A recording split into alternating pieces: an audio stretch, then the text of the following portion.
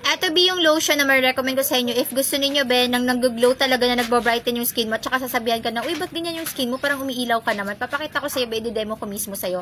So, ito guys yung Skin Glory, guys. Ayan. Ito yung SPF 50 PA+++. Brightening water-based beauty lotion siya, guys. Ayan. So, ilalagay natin. Dito lalagyan natin sa kabila, ha? Papakita ko sa inyo kung ano talaga siya. So, ganyan guys yung consistency niya. Ayan. So, maglalagay lang tayo sa isang side ng ano ko. O yung bango niya, mabango din siya, be. Maglalagay lang ako sa isang side ng skin ko para mas makita niyo yung difference na sinasabi ko na parang umiilaw na kumikinang-kinang ba. Ganun siya. Tapos, be, pagdating sa amoy, ang bango niya talaga. So, eto guys, yung may lotion. Ayusin lang natin, ha. Wala tong cut. Papakita ko mismo sa inyo. Ayan. So, eto, be, yung may lotion. Ito yung wala. So, ano, be, yung pinagkaiba nila, be?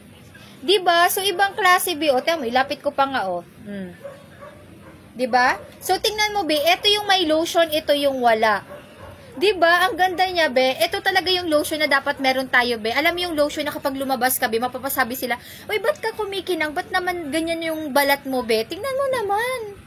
Diba? Tas, be, malambot pa siya sa skin. Kaya if naghahanap kayo, be, ng lotion, na go-to nyo talaga na lotion, be, na talaga mapupuri kayo, be, masasabihan kayo na ang glowing mo, na ang bright ng skin mo, be, eto na yung sagot, okay? So, try nyo siya, be.